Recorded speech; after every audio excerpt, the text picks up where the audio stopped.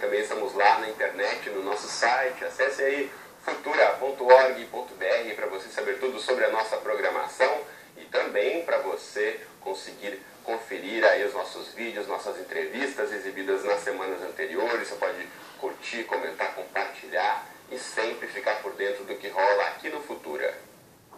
Bom, e cresceu a desigualdade entre homens e mulheres no mercado formal de trabalho, segundo informações da pesquisa Estatísticas de Gênero do IBGE, o Instituto Brasileiro de Geografia e Estatística. Quando entram para uma empresa como estagiários, por exemplo, homens e mulheres recebem mais ou menos o mesmo salário. Mas uma diferença começa a existir na medida em que vão ganhando experiência. O rendimento médio da população ocupada aumenta com a idade para ambos os sexos, assim como a desigualdade do rendimento por sexo.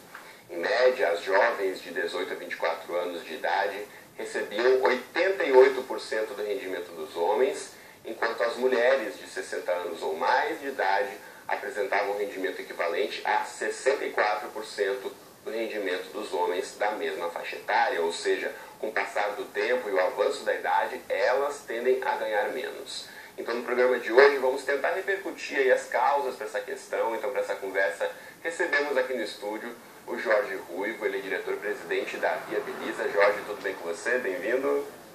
Prazer pelo convite. Obrigado pela presença. Aqui do meu lado está a Cristiane Soares, ela é pesquisadora do IBGE, nosso Instituto Brasileiro de Geografia e Estatística. Cristiane, bem-vinda. E também conosco aqui no estúdio está a Leila Nascimento, ela é presidente da ABRH, que é a Associação Brasileira de Recursos Humanos, ABRH Nacional. E você em casa, tudo bom, Leila? Antes de eu dar uma boa tarde para eles lá, tudo bom? Bem-vinda, obrigado pela presença. Bom, você de casa, então, como eu dizia, também é o nosso convidado. Aproveite aí para tirar todas as suas dúvidas, participar da nossa conversa, fazer parte aqui do nosso bate-papo com mensagens, comentários e opiniões para a gente. Você pode utilizar as redes sociais para isso. Primeiramente, eu coloco para você na tela o facebook.com/canal Futura Oficial. Tem essa videomensagem aqui que eu gravei para você de casa, então você pode, a partir daqui, já curtir, comentar, compartilhar e deixar registrada a sua questão. Também aproveite para mandar tweets para a gente, marcando o nosso perfil, que é o @canal Futura.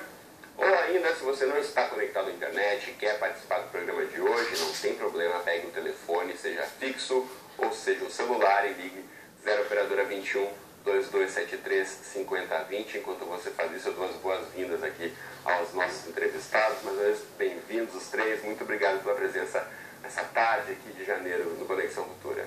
Quero começar mostrando para você de casa. A gente preparou uma cartela com um dos recortes aí dessa pesquisa do IBGE. Então vou colocar na tela do pessoal de casa a primeira cartela, que fala aí envolvendo o recorte do emprego com carteira assinada. Pois é, a proporção de homens com carteira assinada cresceu mais do que a das mulheres nesse período de 2000 a 2010. Então o índice aumentou de 32,7% no ano 2000 para 39,8% em 2010 entre as trabalhadoras. Já no caso das pessoas de sexo masculino, ou seja, os homens, o crescimento foi mais acentuado, passou de 36,5% para 46,5%. Então eu quero começar ouvindo a Cristiane, que está aqui do meu lado, representa o IBGE, representa essa pesquisa, os números oficiais. Né, Cristiane, como é que a gente consegue analisar esses dados que mostram que, de fato, cresceu o número de pessoas com um contrato formal de trabalho, tanto homens como mulheres, mas os homens tiveram mais carteira assinada do que as mulheres. Por quê? Cristiano, nos últimos 10 anos realmente houve um aumento, né, da formalização, como a gente chama desse emprego com carteira assinada, e das pessoas também que contribuem com a Previdência Social. Só que esse aumento, né, se deu de forma menor no caso das mulheres. Atualmente, as mulheres têm uma taxa de formalização ainda um pouco inferior ao dos homens, mas esse gap, essa distância que tinha de homens e mulheres com relação à formalização, ela se reduziu nos últimos 10 anos. Né? Isso se explica não somente, né, políticas também de formalização do emprego, mas também as mulheres buscando empregos mais qualificados, né, com a escolaridade delas estar avançando e novas oportunidades no mercado de trabalho. Muito bem, essa pesquisa é muito interessante, ela foi divulgada pelo IBGE. Foi criado, inclusive, um hot site na internet que você pode acessar. É muito fácil. Se você tiver interesse de algum recorte específico, eu já aproveito agora e coloco aí para você na tela. No site do IBGE você entra aí e busca a pesquisa Estatísticas de Gênero. Aqui tem os temas que você pode selecionar, tem os indicadores também, as áreas, que são muitas, que foram as pesquisadas aqui ao longo da pesquisa. Então não deixe de entrar aí no site do IBGE e saber tudo sobre essa diferença aí entre homens e mulheres no mercado de trabalho. Inclusive, mesmo você não trabalhando com números, você de qualquer área que for, conhecendo essas informações, isso pode ajudar você aí, seja numa entrevista ou seja no dia a dia da sua profissão. Quero saber do Jorge, como homem que trabalha, como é que percebe essa presença das mulheres no mercado de trabalho, esses dados que mostram aqui, né, a formalização das mulheres aumentando, assim como a dos homens, mas a delas menos do que a deles. Olha, Cristiano, a minha opinião é o seguinte, eu já trabalho na área de organização e recursos humanos como consultor há 27 para 28 anos. A minha percepção é que as mulheres vêm ocupando uma posição importante na área de trabalho, em todas as atividades, até em operações que eventualmente era mais focado para homens. Você pega qualquer uma delas, motorista de caminhão, por exemplo. Tem algumas transportadoras que já estão usando mulheres como motoristas de caminhão. É o que antigamente se diziam, essa é a profissão de homem e essa é a profissão de mulher. Hoje em dia isso está cada vez mais chegando ao fim, infelizmente, né? O que importa, na verdade, é a capacitação da pessoa, a vontade dela de trabalhar naquela área. Eu acho que tem um fato importante ali, assim, né? O homem está sendo menos machista, ele está dividindo mais as condições do lar, né, de cuidar de uma criança, de ajudar na casa. E isso tem dado mais espaço para a mulher acabar fazendo da sua profissão uma realização, que hoje é importante. A maioria das famílias não podem se calcar mais só com o homem trabalhando. Então isso eu acho que tem gerado essa grande transformação. Leila, como mulher e também como especialista em recursos humanos, como é que você avalia esses dados que a gente apresentou agora? Em primeiro lugar, fico super feliz com esse crescimento da formalização da mulher no mercado de trabalho, que é algo que culturalmente o Brasil custou a despertar e acordar para essa importância da oportunidade igualitária. Mas eu dou um corte aí nessa pesquisa com relação ainda às mulheres estarem num índice de crescimento inferior ao dos homens. Eu vejo que há um processo ainda das mulheres de escolha com relação ao mercado de trabalho. Eu vejo também uma mulher muito seletiva nessa escolha, até por essas abordagens que foram faladas, com relação à multitarefa da mulher. Tanto que na pesquisa aponta que há um crescimento das mulheres no empreendedorismo, não é? Porque, na verdade, as mulheres tendo que conciliar, principalmente as mulheres de uma faixa de renda média e uma faixa de renda baixa, onde ela, e a pesquisa mostra, ela é o pai de família, ela tem que buscar alguma profissionalização que também ajude nessa subsistência, mas também nessa assistência em casa. Porque, imagino eu, e quero saber a opinião de vocês, muitas vezes a estrutura da empresa não consegue absorver as demandas de uma mãe solteira, por exemplo, que é chefe de família e tem uma, duas crianças. Fica mais difícil numa estrutura formal de uma empresa conseguir administrar isso. Então, por isso, talvez, elas sejam mais empreendedoras do que os homens? Exatamente. Além da característica da mulher, né, de capacidade de empreender, isso tem demonstrado também, mas essa questão da escolha, porque ela tem que optar. Né? É muito difícil, não há ainda no país, vamos nos dirigir à parte das creches, né? Não há ainda no país creches suficientes que deem suporte à mulher no seu trabalho. Então, tem que se fazer uma escolha e tem que se conciliar nessa escolha. E a mulher tem muito desse papel. Muito bem. Uma outra cartela que a gente separou aqui com os dados para apresentar para você de casa, a gente vai colocar aí para você, são as maiores diferenças salariais que estão no setor de serviços. Então, a gente está falando aqui de áreas diferentes, né? Os serviços, as mulheres recebem 53,2% do rendimento médio dos homens. Já na área da saúde e bem-estar social, o percentual de rendimento médio é de 55,6%, além da área de agricultura e veterinária, em que a razão aí é de 62,5%. Esses três setores são os principais, tem vários outros, enfim, esses estariam ali no topo da lista dessa diferença dos salários. A questão dos serviços, A mim surpreendeu, Cristiane. De certa forma, a gente vê muitas mulheres atuando no setor de serviços. Agora, aqui a pesquisa mostra que elas não estão sendo tão bem remuneradas como os homens. Na verdade, né, essa desigualdade de rendimentos que a gente mostrou nesse estudo foi com relação à área de formação das pessoas. Porque, embora tenha um avanço, como o Jorge apontou muito bem, em outras áreas, principalmente em nichos masculinos, né, mas a gente ainda verifica que as mulheres estão muito concentradas em áreas tradicionais voltadas como a educação, né, os serviços sociais, áreas de humanas. E nessas áreas em que há uma maior concentração de mulheres, o rendimento médio delas no mercado de trabalho é inferior, né? E nessas áreas, elas são concentradas também no setor de serviços. Então, de acordo com a formação, a gente verifica o quê? Que também a escola tem um papel importante, porque embora elas estejam hoje mais escolarizadas, mas quando elas vão para o mercado de trabalho, elas ainda têm que conciliar a função social dela como mãe, esposa, como bem falou, né? Mas também tem que optar, adaptar essa situação. Né? E também as mulheres, ela cada vez mais, o orçamento dela, ou seja, o rendimento dela, contribui para o orçamento familiar.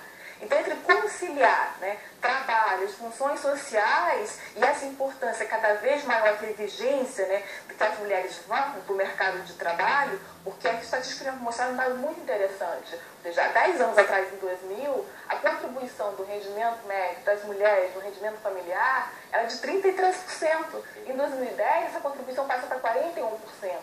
Então, mostra o quanto é fundamental o rendimento das mulheres em casa.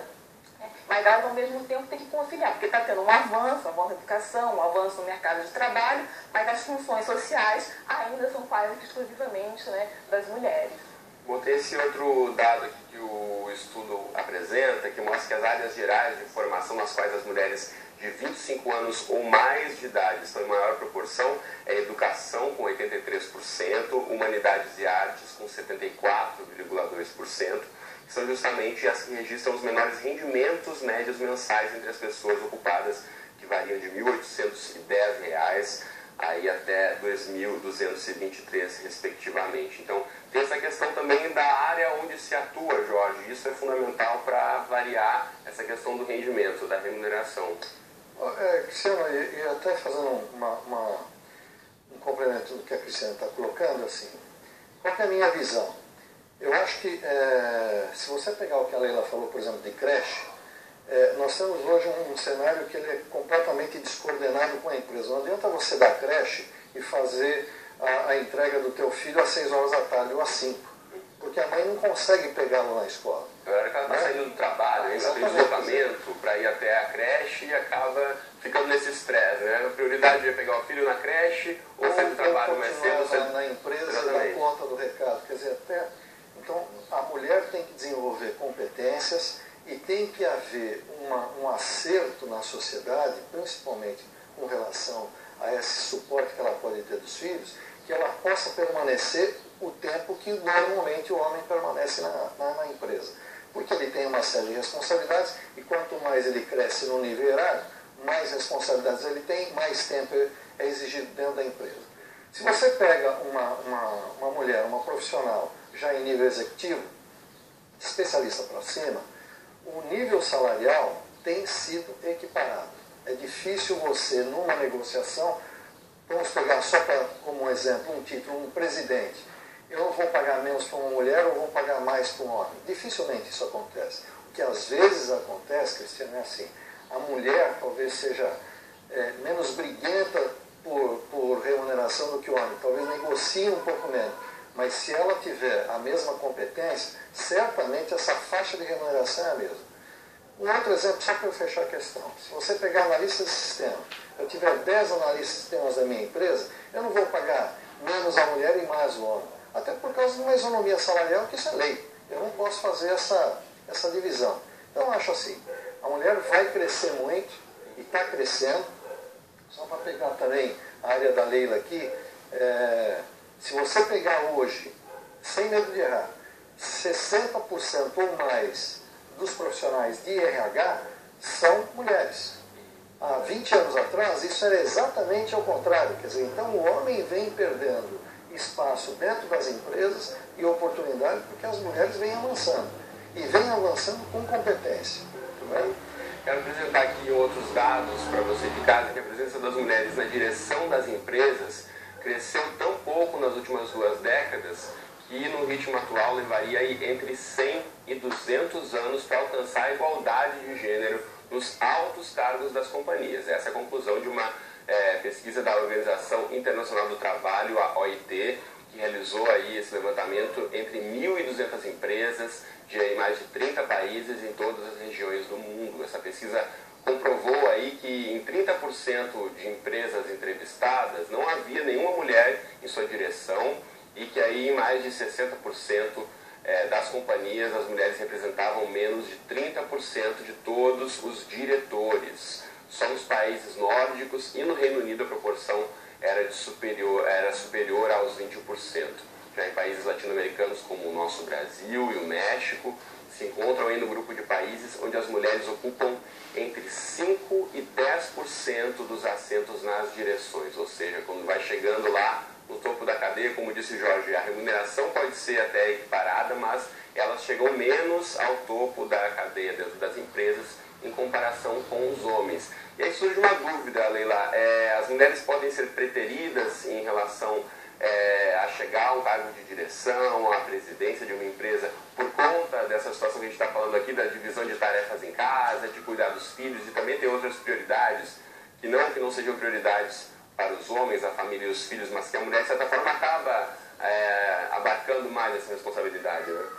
Não, eu vejo que é um processo mesmo de conquista de mercado. As mulheres, quando começaram no mercado de trabalho, já havia, né, um grupo do sexo masculino atuando, adquirindo experiências, e algumas pesquisas mostram, até aqui no Brasil também, que daqui a 10 anos nós teremos um número considerável, até penso um pouco sobre essa que foi apresentada, um número considerável de mulheres nos altos cargos consecutivos por esses estágios que a mulher passa, tanto de formação quanto de experiência, quanto de capacitação e habilidades para os cargos, e ela então tende a alcançar um maior número.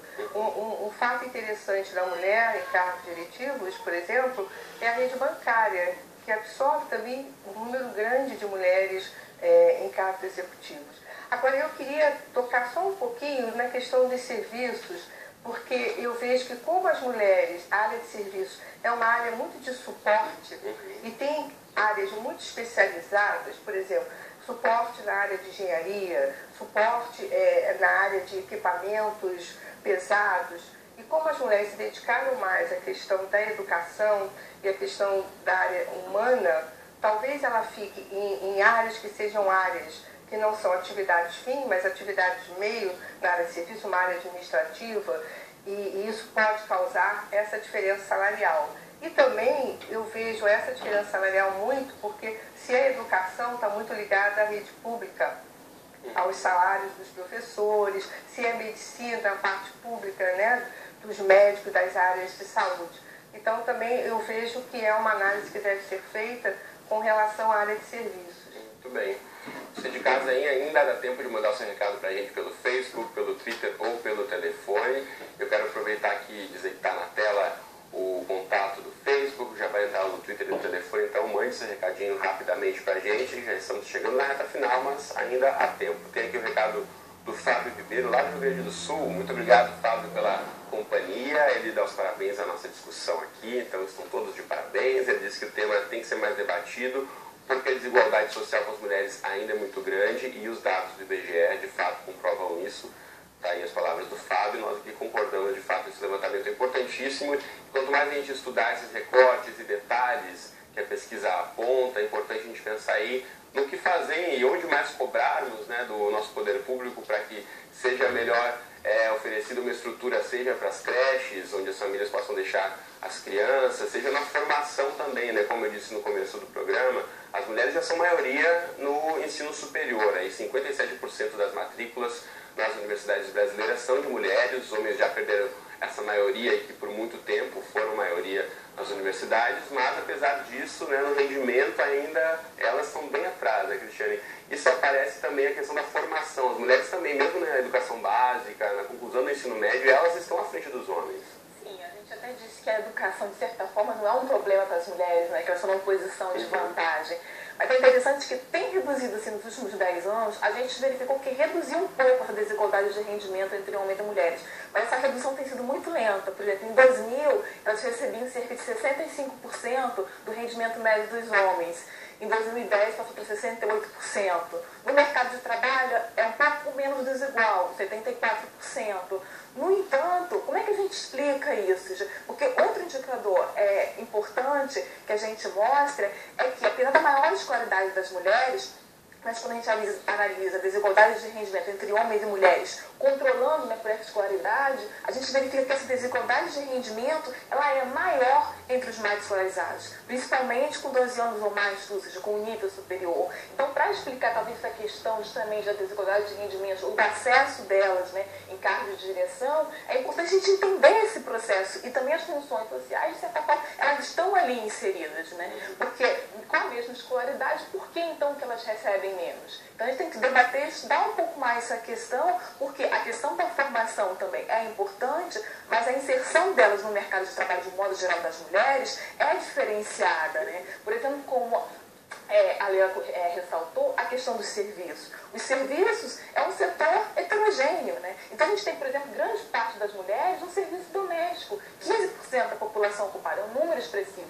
Essa é uma categoria ainda que abrange um percentual significativo de mulheres no mercado de trabalho. A gente conseguiu avanços aí na questão da legislação para equiparar elas a outros tipos de trabalhadores, que é mais do que um direito, que já deveria ter sido assegurado há muito tempo. A gente já está caminhando para o finzinho, eu quero aproveitar aqui um recorte, também ainda falando da questão da educação, e ouvir do Jorge. A gente sabe que os homens acabam não concluindo tanto o ensino médio porque saem mais cedo da escola para entrar no mercado de trabalho, as mulheres concluem mais, mas entram um pouco depois. O que isso, no mercado mesmo, né, você que trabalha com consultoria, junto às empresas, como é que isso se dá lá na frente? Essa falta de estudos dos homens, mas talvez essa falta de experiência das mulheres, isso acaba influenciando de alguma forma? Olha, assim, eu até vou fazer um contraponto em cima do que está sendo colocado. Eu acho que é uma questão de cultura, mas cultura fundamentada. E você está falando do Brasil, que é um país, são vários países dentro de um só. Se você for para uma região como o Tocantins, que foi até citada lá na pesquisa, você tem uma realidade. Tocantins é uma das regiões, ou é o estado onde há maior desigualdade entre homens e mulheres no mercado de trabalho em termos de remuneração. E aí você pega, por exemplo, o Centro-Sul, né, ou o Sul, onde você tem a maioria das empresas, onde essa distinção ela já não cabe mais. Né? Eu acho que se você tiver o analfabetismo ainda funcional vigorando no Brasil como vigora, nós vamos continuar com problemas.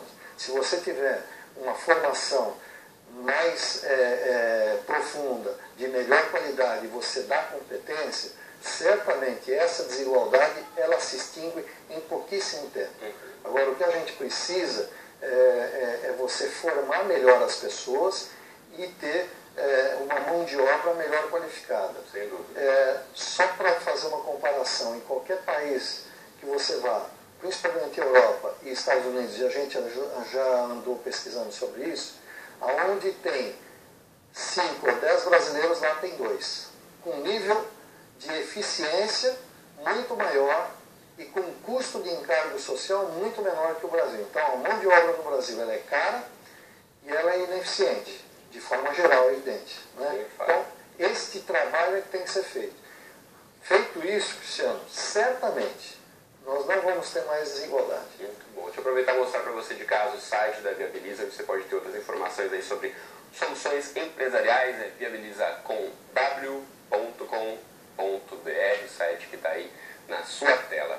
Também aproveito para mostrar para você o site que a gente divulga com muita frequência aqui no Conexão, que é o da Associação Brasileira de Recursos Humanos, da BRH Nacional.org.br. Aqui você consegue saber mais sobre produtos e serviços e também sobre formação, que a gente fala tanto aqui em educação, né, Leila? A BRH também trabalha junto a várias entidades para formar melhor o profissional para chegar no mercado de trabalho melhor preparado. Perfeitamente. A BRH está em 22 estados e como nós somos profissionais de recursos humanos, nós estamos lidando com esse dia a dia no mercado, nós é que recebemos esses trabalhadores, nós é que trabalhamos a parte de capacitação dentro das organizações, nós que auxiliamos a empresa na questão da produtividade, que infelizmente o nosso país ainda não está, né, no nível que nós gostaríamos.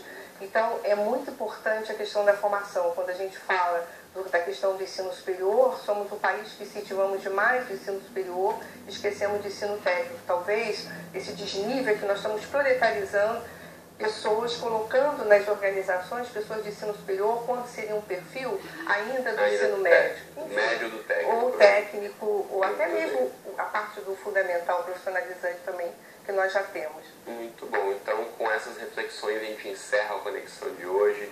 Leila, Jorge e Cristiano, foi um prazer recebê-los aqui hoje. Muito obrigado.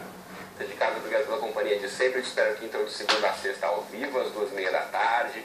A gente vai ter representações também, 00:30 e 7h30 da manhã. Ou então, qualquer hora do dia e da noite, teremos aquele encontro marcado lá no site do Canal Futura. Um abraço para você e até a próxima.